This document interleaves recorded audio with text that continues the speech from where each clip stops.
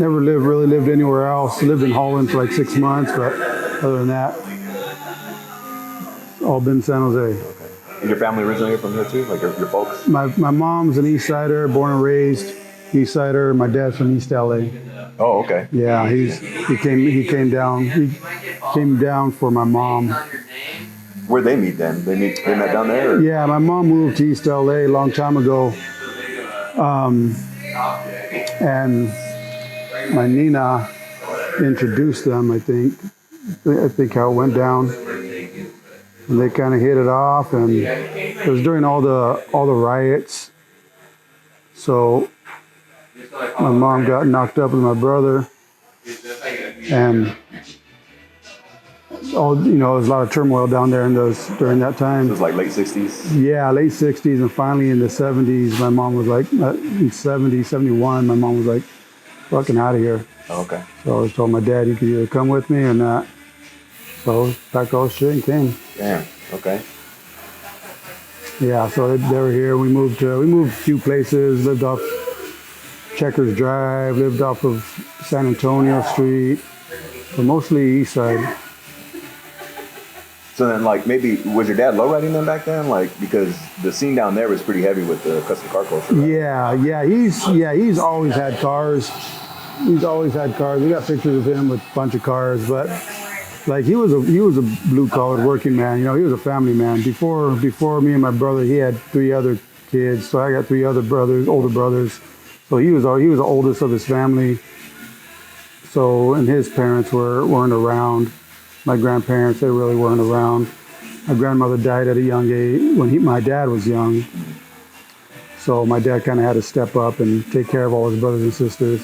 Okay. But he was always into cars, always had something. Okay. But he always had a full plate. So you grew up in San Jose then, and you're in high school, right? And yeah. Like, was your art talent starting to show up then, or was it before that? No, it was before that. It was, I got drawings from when I was a kid, man. My mom would draw a lot. My grandmother on my mom's side would paint a lot. My dad was kind of a musician, if he had time. He played instruments, but, like I said, he was just a working man. So I come from a family of artists. Okay. I think I remember you posted something on Instagram of like a really old early drawing of yours. Yeah. I got a drawing from when I was 4 years old. It was of a lowrider, right? It was of my truck, the truck that I have now. Damn. So it was when my dad had it. It was baby blue. Yeah. So tell me about that truck then, because that's what you have right now, right? That's but how many cars have you had before that then? Well, driving, I would say to maybe like 4 old schools that I had running and driving, but I had a shitload that never ran and then just never got to. And I was young and fucking broke and didn't have no money. So I've had 64s, 37 coupe, had a bunch of trucks. Yeah. Bunch of 49s and 54 trucks. Had 67 Impalas, had my 60 El Camino, right. My 53 Bel Air. Yeah. There's a few more too. Volkswagens. I started off in Volkswagens. Yeah, I think the first time I seen you was in El Camino. El Camino, yeah. That was my daily driver. Around town. Yeah, that was my daily driver for years, man. 60 Elco, and that was back then. I tried selling that car. Nobody wanted El Caminos. But fuck, now I can't touch them. Yeah. Yeah, I like that car though. I want another one. Okay. Right. So then when did you start getting into tattooing then? So like what was what was that journey like? When I first started getting into it, I was 14 years old. It was just kind of the natural progression, hanging out in the streets, hanging out with the homies, low riding. It was kind of just part of the culture. And me, I was already drawing my whole life. Everybody knew I knew how to draw. So I remember my cousin made me a rig when I was really young. And I didn't know what it was back then, but when I was 14, I remembered how he made it. Right. So I made me a rig and started tattooing all the homies. Damn. So what was the first tattoo that you did then? You remember? It was my mom's name on my leg. Oh, okay. Yeah. Practice on yourself. Yeah, and so I showed my mom, and she was like, "Oh, that's cute, but don't ever do that shit again." So they weren't really tripping. They were real supportive with it. But yeah, they knew I was gonna end up tattooing. But better than being strung out, you know. Right. So 14, you start tattooing then. So when do you get into the first shop then? What was your first shop? First shop, I was 18 years old. I got into a vision tattoo over on the east side with Jeff Rosas. He taught me a lot. I didn't tattoo too much there. I just made needles. I drew a lot, cleaned, kind of apprentice type shit. Okay. But it wasn't really apprenticeship, but he did teach me a lot. I tattooed a few times there, but then from there I started doing odd jobs. Like I had a daughter, so I figured I gotta step it up somehow. Started getting some 9-to-5s and just wasn't feeling it, man. And finally got an opportunity of a friend who told me about Bad Boy Tattoo over in Coyote, and said he needed an artist. So I went over there and tattooed my leg, showed him what I could do, and that was it. I was in. Damn. Yeah, it was all fucking no looking back after that. That was it. So you're pretty much self-taught then? Like or did someone like older school you at No, all? I mean, it was a lot of self-taught, but like being in shops, like you pick up a lot. I never apprenticed, Okay. but yeah, I mean, you pick up everything about being exposed to other artists, you know what I mean? So yeah, it was pretty much, I guess it was self-taught, I don't know. Yeah, because I mean, your style is so unique to you, you know what I mean? Like, Yeah. everyone could tell, everyone loves your style, And right? I think that's definitely it. Like it's, like I said in the other interview, like if I would have apprenticed, they would have taught me how to draw a certain way, which I think would have kind of lost my style. Oh, okay. You know what I mean? But being as I didn't apprentice, my tattoos look like my drawings. They look just like my drawings, and I think that is my style. I think I would have lost that in an apprenticeship. Interesting.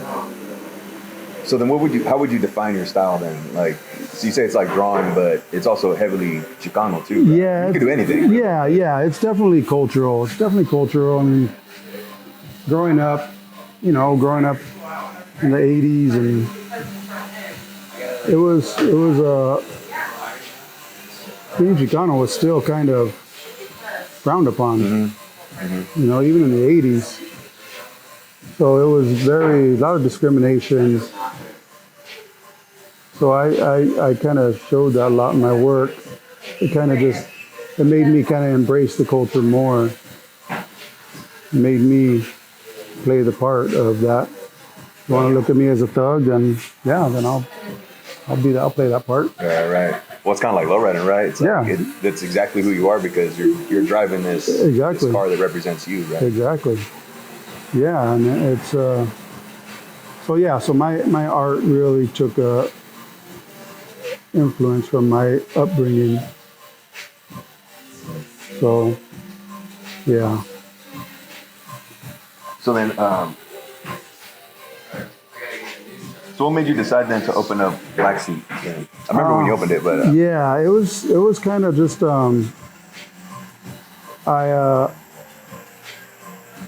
I did 10 years at the last shop, DVD, and I was kind of just like, well, where am I going to go now? You know, you kind of outgrow shop and time to move on.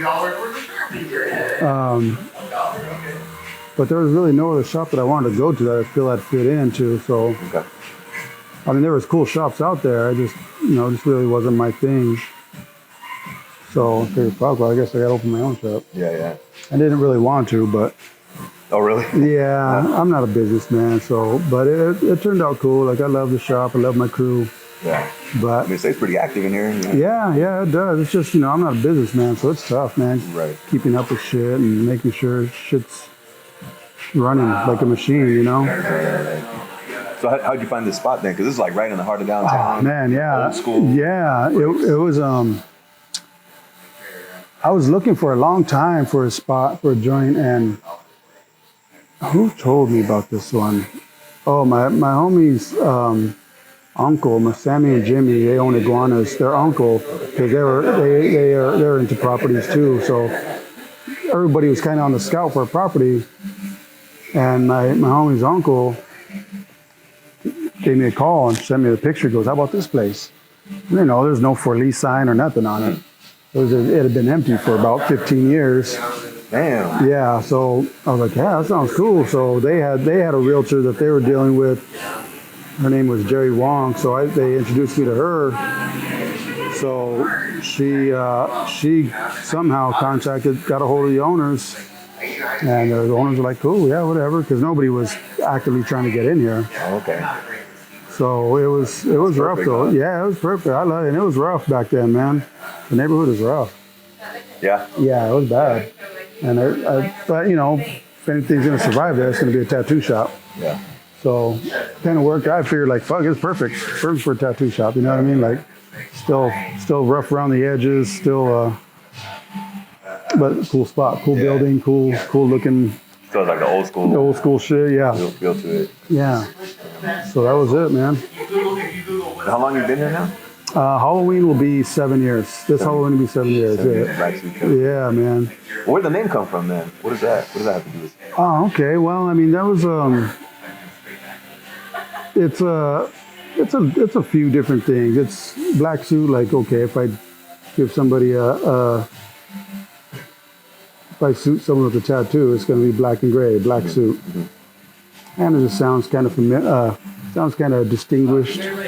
And it's kind of a religion thing. Like, it's back in the day, religionists, like fundamental religionists would call themselves white suits. Okay. So I figure I'm gonna call myself black suit. Yeah. Little anti. Yeah, not for you. Everything I'm doing is. Yeah, so that's what it was. Okay. So let's talk about your current ride then. So you said that used to be your dad's car? That was my dad's, yeah. So what is it? It's a 46 Chevy pickup. Chevy. Yeah, and that was his daily driver for a long time. I remember we would all jump in that and go for rides, and me, my brother, my mom, all fit in that tiny ass truck. And it would just go. Like, he would just go for cruises and shit. And he brought that up from LA then? Yeah, he drove it up from LA. Yeah. He bought it for like $75 and drove it up. Oh shit. Yeah. So that was your moving truck then, basically? Or? Yeah, I think so. I think it was. I think that was his. It was either that or like a 54. My brother was saying. My brother was telling me, because I wasn't even born when they came up here. Okay. So, but my brother, when they moved up here, my brother was already born, and he says that they drove up in like a 54 Chevy. Oh, okay. But I don't remember. I thought that, as far as I remember, the 46 has been around before me. Yeah. Yeah. So how did you get the car then? I guess your mom gave it to you? Or no, when my dad passed away, all he had was his Harley and the 46. And my brother got the Harley shovelhead, and I got the 46.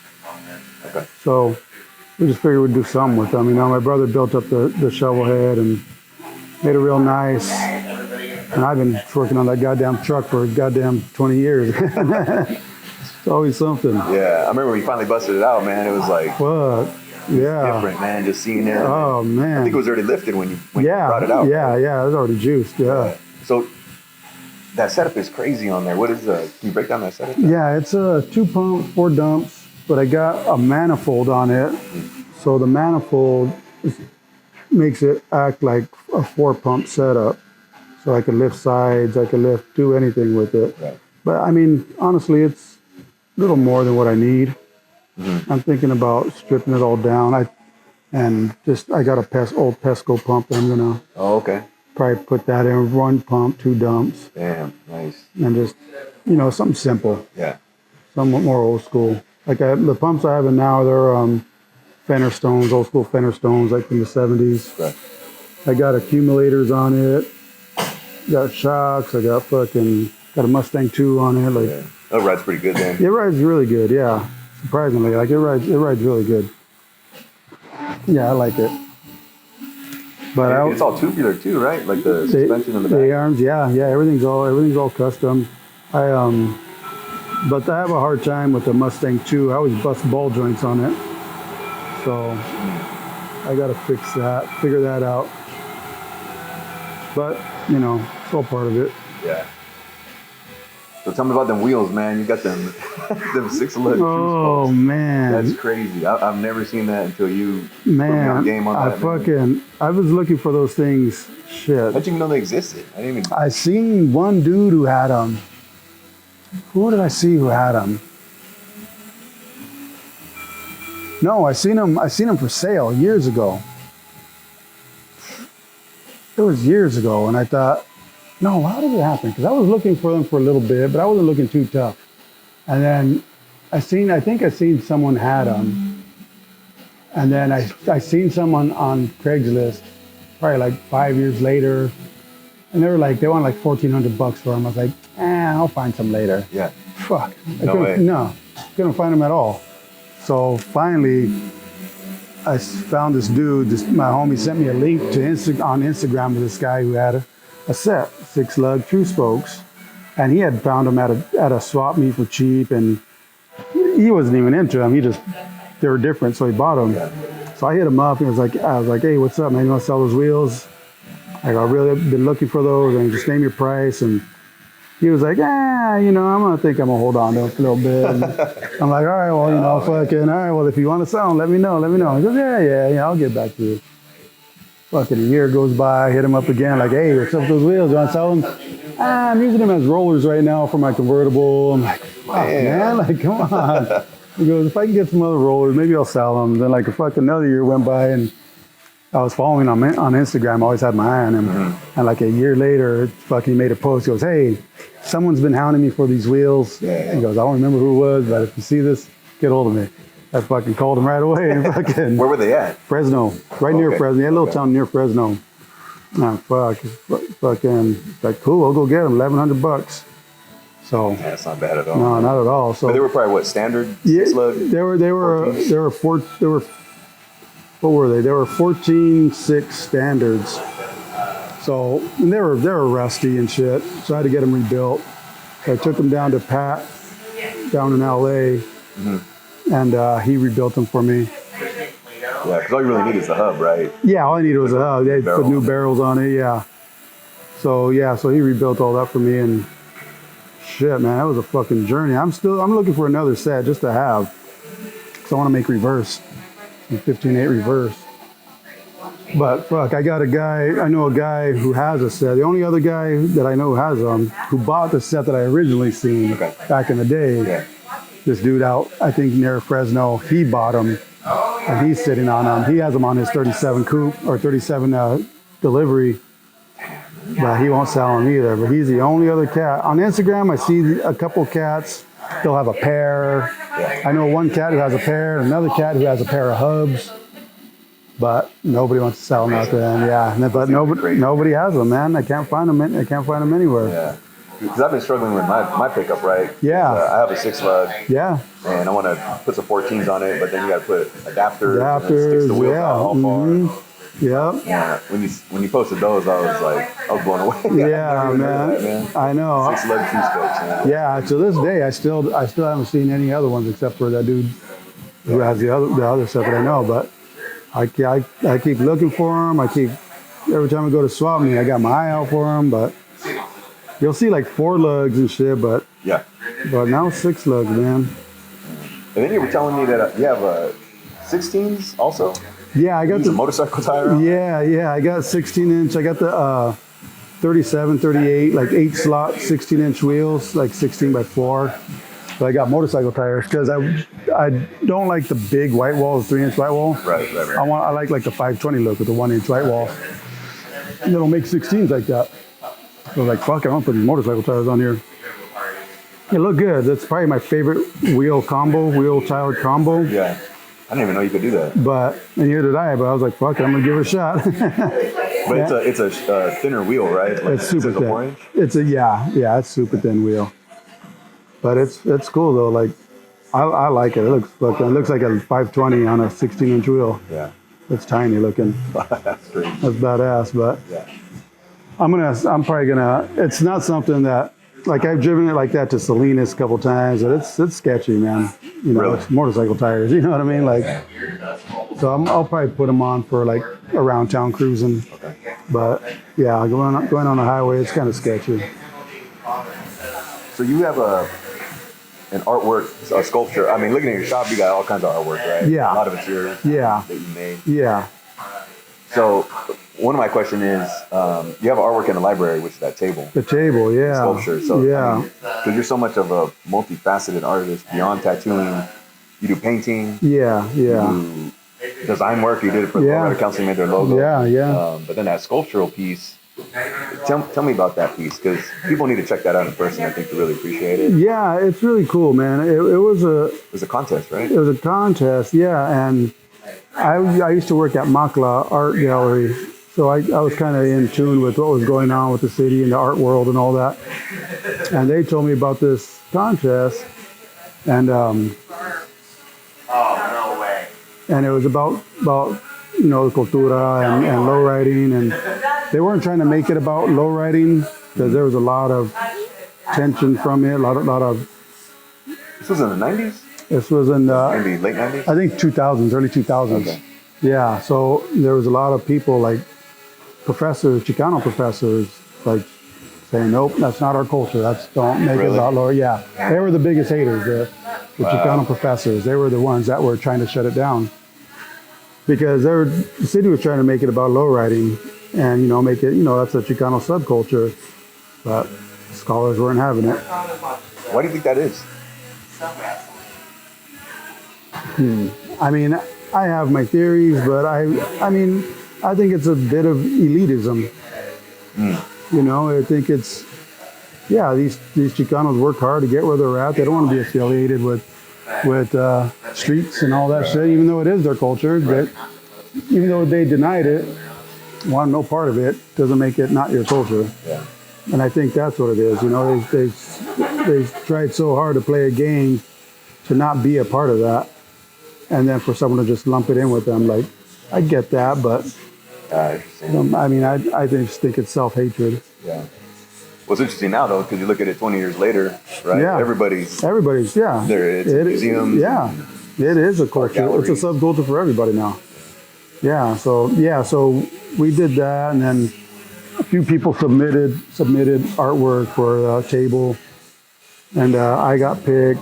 I don't know if you know Sam Ramirez. Yeah. Shorty Fats. Rodriguez? Rodriguez. Yeah, they got picked, Shorty Fats, and then someone else got picked too. I don't remember the names, but they're all cool tables. And so what it was is it was a competition to create a table out of something, right? That represented the culture. Represented the culture, yeah. And yours, how did you make yours then? So I made mine based off of a 48 Chevy Fleet line. So I got 4 fenders, and I didn't build it myself. I designed it. I had my homies build it. But I got 4 Fleet line fenders, and, you know, butted them up together. Then my homies made a table, like formed the table around the fenders. We put the tires on it, 560 with crossbars, and made the sergeant stripes, made all the chrome trim, got it all chrome.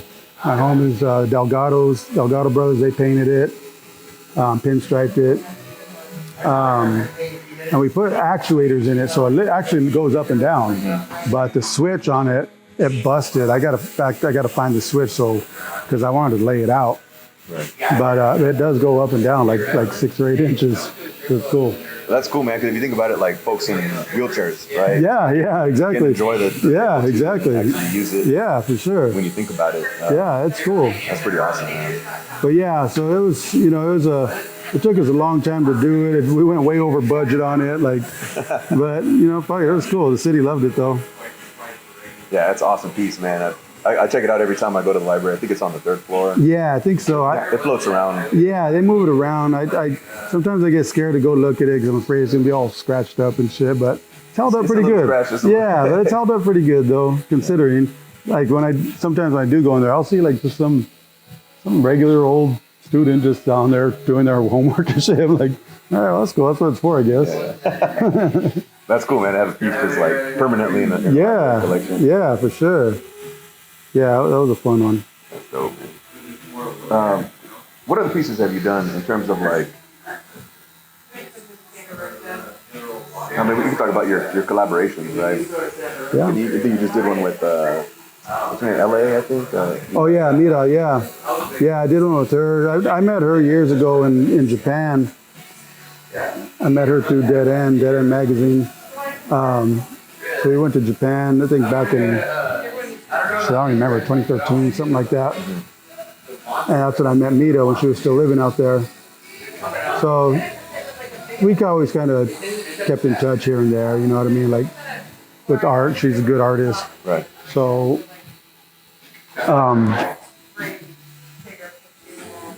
she was doing collabos with her photos. I hit her up. I was like, "What's up? You know, don't forget about us homies up here up north." And she's like, "Oh, okay." She goes, "You want to do a collabo?" I go, "Yeah, fuck yeah." So we fucking did that. I didn't know what the fuck I was gonna do when I got the picture. I don't even know why I picked that picture, but it worked out. I like it. I like how it came out. Yeah, that's cool. It has like was it an Apollo scraping? Yeah. Screaming down the freeway. Yeah. That's badass, man. Yeah. They really liked it. Her and her old man. So you painted on top of that, like directly on it? Yeah. It was a print. Oil. No, acrylic. Okay. Acrylic. Yeah. I got them right here. Where are they? They're right there. I got a couple prints left. Okay. But yeah, it was cool. I like how it turned out. And everyone was real positive reaction to it. It was cool. Sick, man. Yeah. What other collaborations have you done that you're like really proud of? Collaboration. I mean, I've done a few with Dead End. Those are homies. So I like to do, I like to stick with people I know, not for any, I just, I don't try and get myself out there, like, just to be seen, you know what I mean? Like, right. If I got homies that want to do, I'll collaborate with anybody, but like if I'm going to really try and do something, it's going to be with someone I know. Okay. I don't know. It's just, but other collaborations, like, fuck, you did the freshener line. That's my homeboy. Oh, Ruben. Yeah, Ruben. Yeah, I did that one. Yeah, that one was a cool one. That was a fun one. That was his first, featured artist for that. So that was cool. Who else? I don't even know, man. You've been in the game too long, man. I know, man. Shit. I need to start documenting this shit or something. Like I don't document none of it. Nah. I should, but I don't know. I'm in the moment. You know what I mean? Yeah, but I would love to do more collabos. Yeah. I just yeah, like I said, I'm not gonna try and be like all, hey, look at me, you know what I mean? Mm-hmm. So I don't know when you were born, but were you out here in the 70s, like when they were cruising, or you were more in the 80s? More 80s, 90s, yeah. Yeah, it was different times back then still. How would you, so I've been wanting to talk to somebody about this, but how would you categorize 90s lowriding? Because the 70s has always been like, oh, when you talk about it now, it's like, oh, it was this beautiful time of car culture that was just coming out. Yeah. 80s was like, all right, you got like this big change in terms of like mini trucks and imports coming in. Yeah. But the 90s is heavy on like, it's always got this really negative rap. You know what I mean? I think the 90s was just a rough era with gangs and all that. Like the streets were hot in the 90s.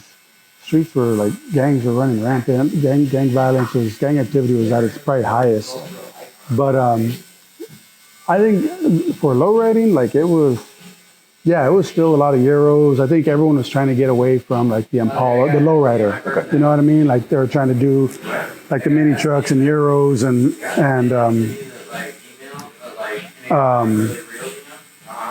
but it still kind of ended up going back to lowride, to Impalas and all that shit. But I think for a minute there, everyone was trying to get away from that.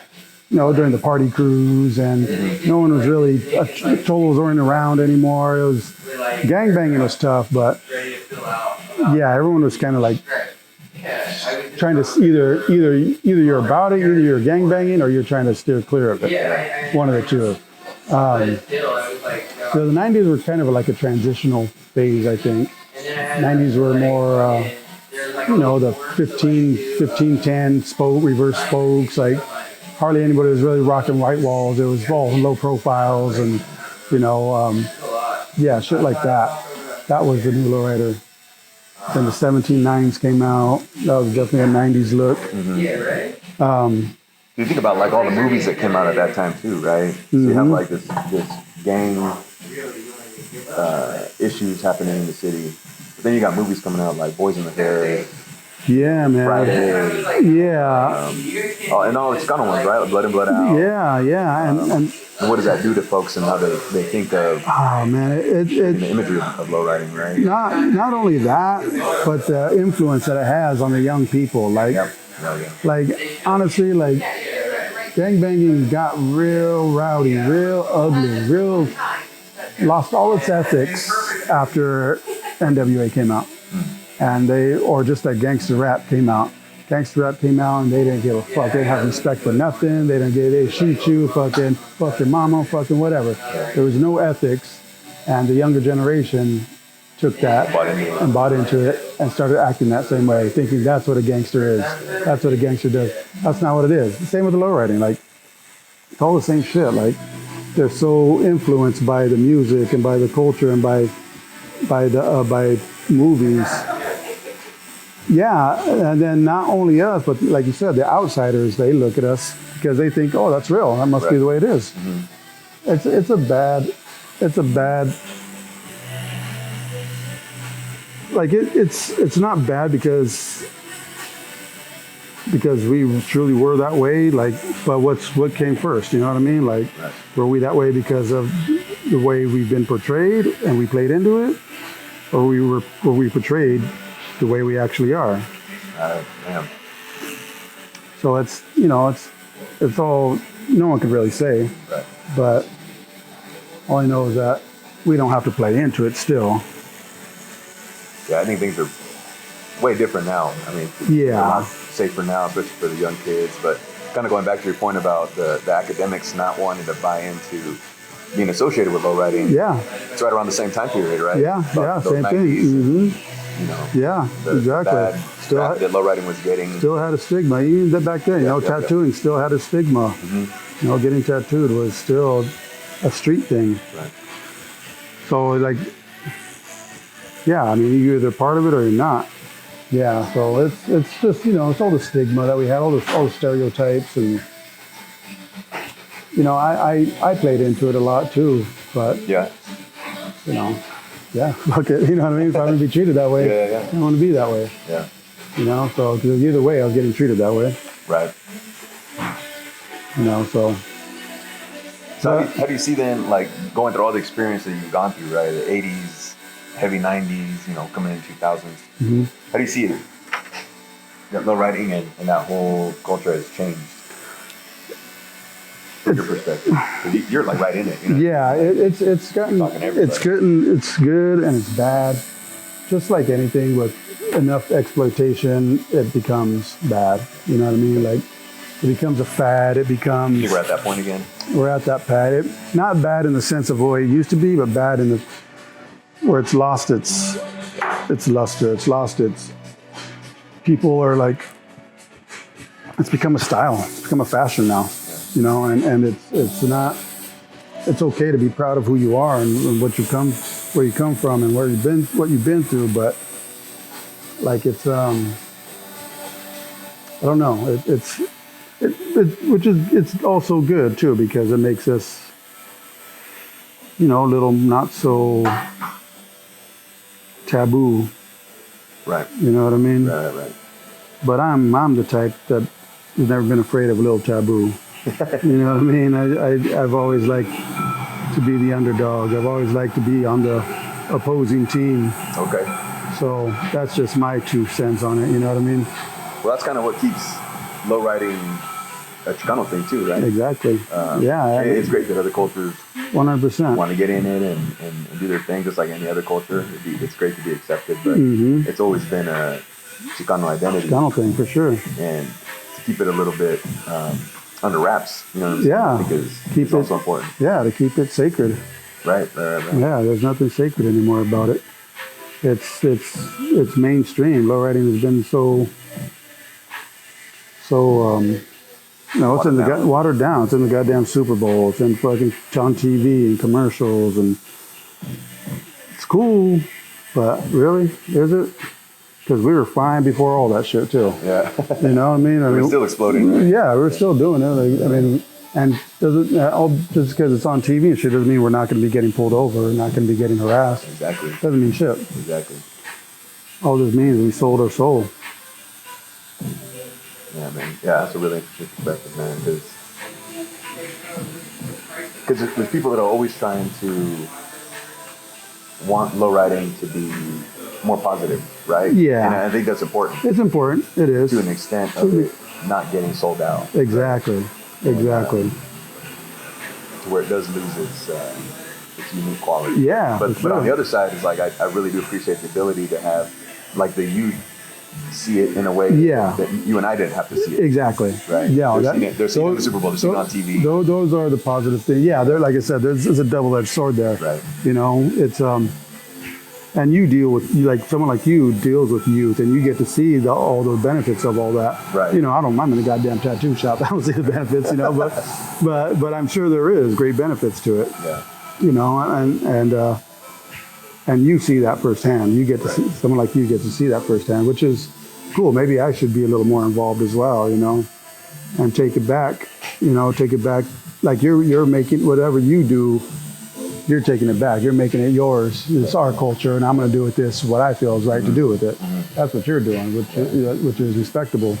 You know, it's honorable.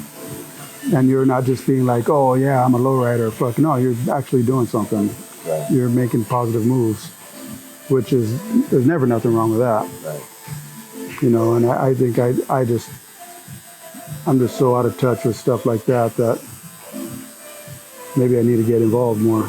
Right. Man, but you have so many skills that I think you could teach.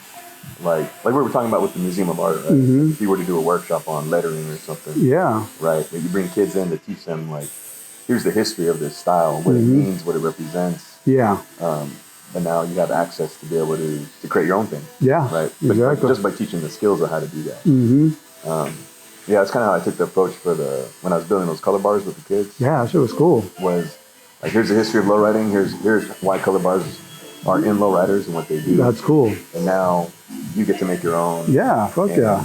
Now you have this new skill that you can maybe apply to something else. Yeah. Maybe might have changed a kid's life. I don't know. Yeah, exactly. We'll see what happens. Yeah. Yeah. That's just badass. Yeah, that was fun. Yeah, that's cool, man. I think shit like that is great. I think that's cool. Like it's it's from our people for our people. Right. And not to say it's just only for our people, but like you are part of that culture, you know, and you're the one doing it. So it's not some, you know, white dude white dude who studied bolo riding in college. You know, it's not, yeah.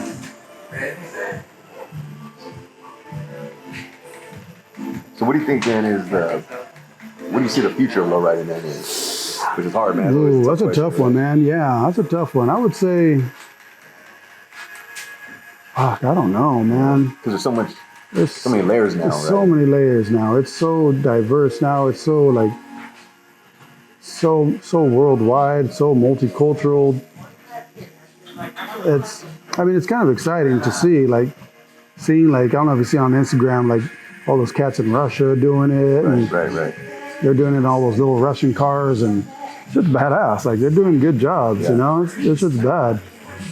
I mean, we can't just sit there and be like, oh, this is ours, because it's not anymore. It's not ours anymore. I mean, we're the ones that gave it up. Yeah. We're the ones that gave it away, so we can't sit back and be like, this is our culture. Yeah. No, fucking no one took this shit from us. You know, Japan didn't fucking take this from us. We gave it to them. So we can't sit back now and complain that we're being appropriated or anything like that. It's not what it is. Yeah. Because I think other cultures do it just as well, if not better. That's true. Yeah. You know, and a lot of people will argue that point.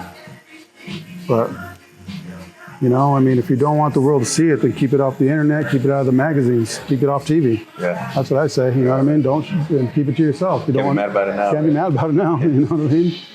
Same with tattooing. Like, I always felt that tattooing does not belong in fine art galleries. Doesn't belong on TV. No, you don't think so? No, not at all. No. Not at all. To this day, I don't believe it so. Why is that? because we sold it out. We sold it out for fame and for notoriety, and for all these years, tattooing has been the underbelly of society and thrived that way. And all of a sudden, we're going to sell it out for what? So we could have more light shown on us? Yeah. We don't need it. Yeah. We don't fucking need it. Yeah. It's just all these rock stars want to be seen, want to be heard, want to be. And then when the authorities, powers that be, start noticing, like, hey, these guys are making money, let's fucking start taxing them. Oh, okay. Then they're gonna be like, oh, well, it affects everybody. Yeah, like, yeah, it's fucked up. Like, they don't even think about it. They just think about like being famous, being Instagram famous or something like that shit. No, don't get mad when you sell it out and people start using it for their own shit. Right. So how do you feel about like, because this question always comes up when I do like talks at schools. Mm-hmm. It's like how in Japan they're taking on the Chicano style out there, right? Whether it be lowriding or the fashion or the tattoos or the artwork. Like, what's your perspective on that? Because I think it's cool. The reason I appreciate it so much is because they're not wearing costumes.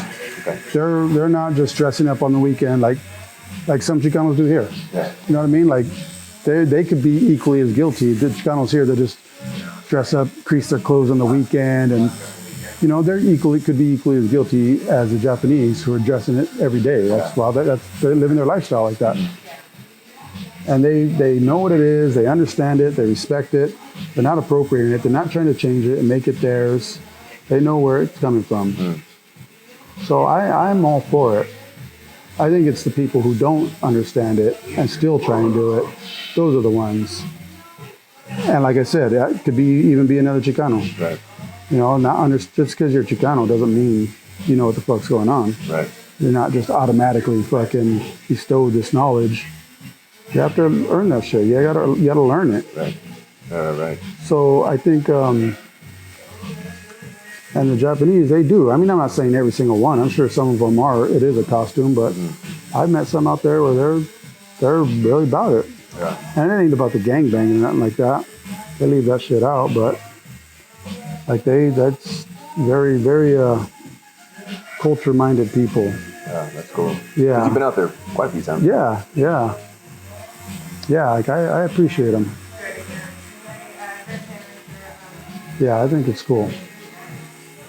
Yeah, that's a cool perspective, man. I gotta use that next time I never have a good answer, to be honest with you. It's like part of me is like, yeah, man, this is our thing, and you're taking it. But then other cultures could say the same thing, like a black culture, right? Yeah. Oh, definitely. Society is taking everything from that. Society's taking everything.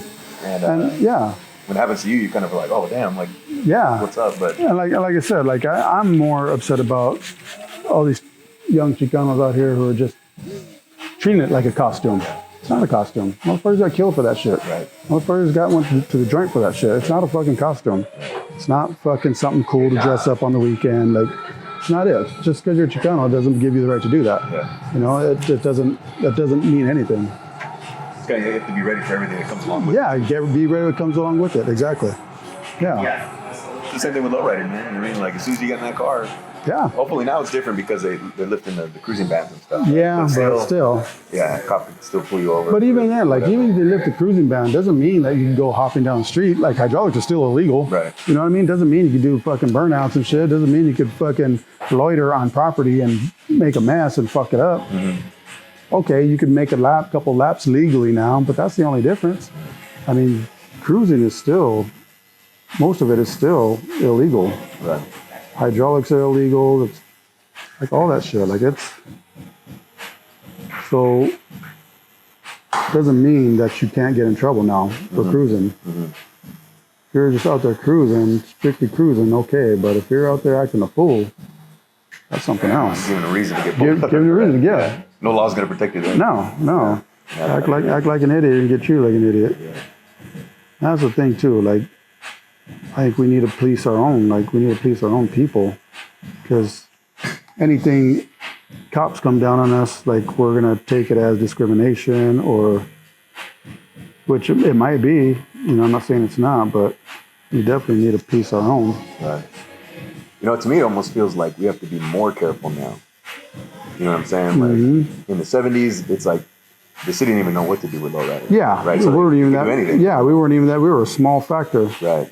In the 80s and 90s, you know, you're getting this more attention put down from the city, and the cops are putting in laws in place. But nowadays, it's like, all right, we're getting all of this recognition back from the people that were holding us back. Exactly. But now we got to act right. Now we get, to keep it going. Exactly. Yeah. Exactly. Exactly. Yeah, and that's the thing. Like the more in the limelight you are, the more bigger the responsibility you have. Yeah. Which kind of goes back to your tattoo conversation, right? Exact same thing. Yeah, more spotlight, more you got to answer to people. Yeah. And you got to act right, answer to people. Just keep it in the shadows. I mean, you don't need to be in the, you don't need to be in the spotlight. Yeah. But that's what's fucked up with society today too. Is everybody needs to be in the spotlight. That's a whole other issue though. Yeah. That's a whole other conversation. But but with that comes responsibility. So, Have a conversation right here, man. I know, right? Yeah, man. So where'd you collect most of this stuff? Because I see a lot of like farm worker, UFW. What's sort of behind these guys? Well, that one, that one I just bought. I think at a rally. This one, it was a homies of mine. Yeah, it's an original one. It was his grandmother. She handmade it. Damn. And he let me. I go. Let me put it in the shop, and he had it in a little frame. It was just a wild bird showing. You can see the square. That's that's the frame that was in. I was like, fuck. Oh, let me put it in a better frame at least. And I haven't seen him, but it's here for him since. He's been. I haven't talked to him in a while, but I'm still gonna cherish it. It's a cool ass piece. Yeah, my grandpa was in the UFW. Oh, really? Yeah, he had like badass. the armbands that they used to wear. Yeah, that's cool. With the whale bird on it. That's bad. Yeah, he has letters to Cesar Chavez. He passed away, but we have all this stuff now. That's cool. Yeah. Yeah, your family has been in the histories too, right? Like part of like movements and shit. Like my mom's family, that was her dad. Yeah. Was heavy into like Teatro Campesino when I first started. Yeah, that's cool. The truck that my grandpa gave me actually was the one that he would take down supplies to the Leno and all that. Oh, no way. Yeah. That's bad. And he like wired up. You ever been at Teatro Campesino out there? Yeah. Yeah. My grandpa wired that whole stage. That's cool, man. I don't know if they've updated since, but that place is cool. I like that joint. Yeah, it's a cool little town right there too. Yeah. Yeah, it is. Somewhere. But yeah, they've been involved, and it's just been really for me just about learning, as much as I can, and trying to do something different with it. That's cool, man. Yeah, you're making good moves, that's for sure. Yeah, like that color bar still working? Yeah, it is. Actually, we have it off because it's hooked to my disco ball, and my disco ball motor burned out, so I just leave it off. Yeah. So I got to replace that motor. Upgrade, let me know, because I got better lights now. Oh, really? Yeah. It's holding out good ever since you hit it that second time. Okay. Yeah, it's doing real good. Like all the bulbs are still working, everything. Yeah, we still. It's like the first one I built. Yeah, motherfuckers always compliment us on that thing. Right on. Yeah, who was it? The homie from Honeymoon Tattoo? What's his name? Oh yeah. What's his name? Patrick? No. His name. Yeah, well, he's seen yours, and he. Yeah. I made him more like looks like out of old wood. That's cool. Yeah, that's really cool. Did you have a Chicano Pride plaque up in here? Yeah, it was my ex-coworker who had it. His uncle was one of the original founders. Oh, okay. Yeah, but he took it when he left. Oh, okay. Yeah, his uncle was I think a founding member. Yeah, I interviewed one of the founders. He lives in Arizona. Oh, really? Yeah, but he was out here for a funeral, and we met up and kind of got the history of Chicano's Pride. Oh, that's cool. Which is pretty cool. Because they started up again, right? Yeah. They're back up and running, yeah. Like not too far from here. Oh, okay, cool. Central Valley, yeah. And it's like their grandkids. Yeah, that's cool. Dope, man. Fuck yeah. A legacy like that with the new generation. Yeah, that's badass.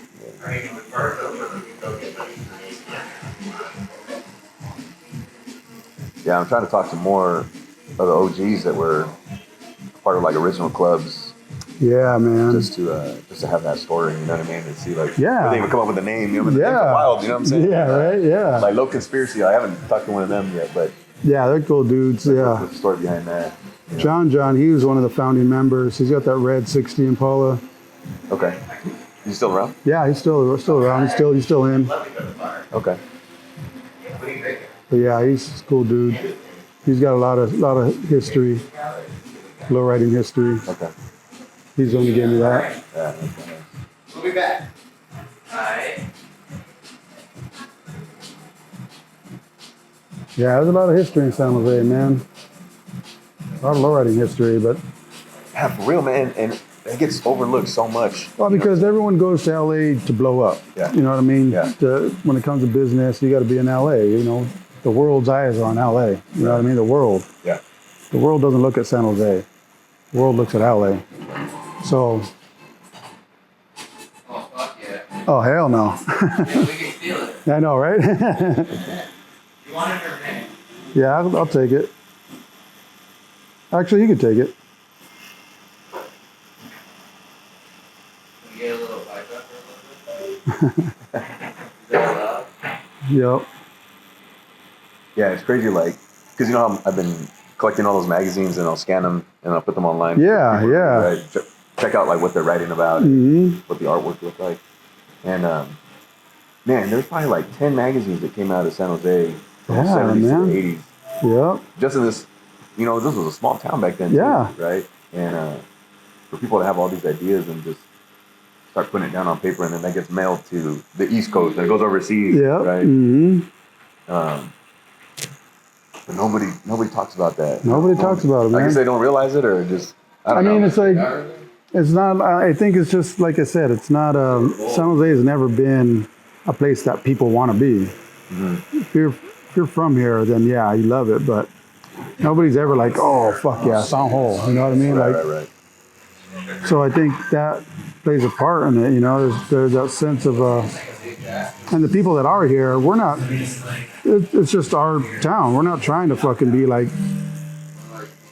you know, like I said, everyone in LA is trying to fucking be seen, and that's where you got to go to be seen. That's where you got to go to really make it. Yeah. But I think, yeah, it's just fucking, a lot of it came out of here, man, but we'll never get that love. Right. That's fine. We don't need it. You know what I mean? Fuck them. Yeah. That's what I'd say. Yeah. Well, that's kind of the reason why I started to put those things online, right? It's No, it's cool. People to read it and be like, look, Thanks. this is what we contributed to this scene. Right? Exactly. Like, the only reason why they knew about this in New York or wherever is because they're flipping through these pages of these Yeah, magazines. for sure. You know what For sure. I mean? And Yeah, man. But I think, you know, like, we'll have our day. We'll have our time to shine. And I think we are. But I just think, like, as long as we just keep our head down, do what we do, you know what I mean? right. Anybody can be seen if you make enough noise. You know what I mean? Yeah. But that doesn't mean it's good. Doesn't make it's always good, you know what I mean? Right. The ones making the most noise are usually the weakest. Yeah, I usually just try to stay on the sidelines. Yeah, man, yeah, for sure. Yeah, keep doing what you do and fucking, you'll get recognition. But I mean, like, Well, like you, man, you made a real good name for yourself. You know what I'm saying? Like, You put in a lot of work. I've been putting a lot of work. I've been doing this a long time. And like I said, like, I'm doing it professionally for 23 years and I just get an interview now. You know what I mean? Like, it was fucking, I'm just starting to get recognized. Okay. Because I just been doing what the fuck I do. Right. And now the Chicano movement has been so strong that I think some people might recognize, like, oh yeah, he's been doing this too. Just cool with me. So I have been doing it. So what's the future for you, man?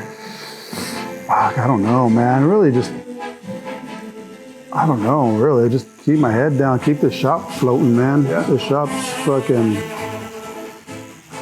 tough one, man. Shop is something that is struggle every fucking month. Yeah. Yeah, you know, being in San Jose, it's fucking yeah. expensive. Like, it's fucking always something, man. Like I said, owning a shop is fucking, it's a lot of work.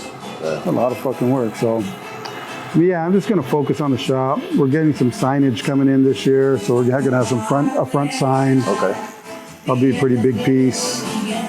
I'm gonna work on taking over that signage on the corner, all those 4 light boxes on the corner. Right. That's all, it's all money, man. So, yeah, just trying to get the doors, get people in the doors. Trying to get a buzz going. Okay. People still don't know where we're at sometimes. Yeah. Yeah. But, it's all good. All right, I think that's it. Cool. There you go. Thanks, man. Thanks for the interview too, man. Oh, no, right on. Thank you, man. Last minute, but I was like, man. No, it's all good. It's all good. Hell yeah.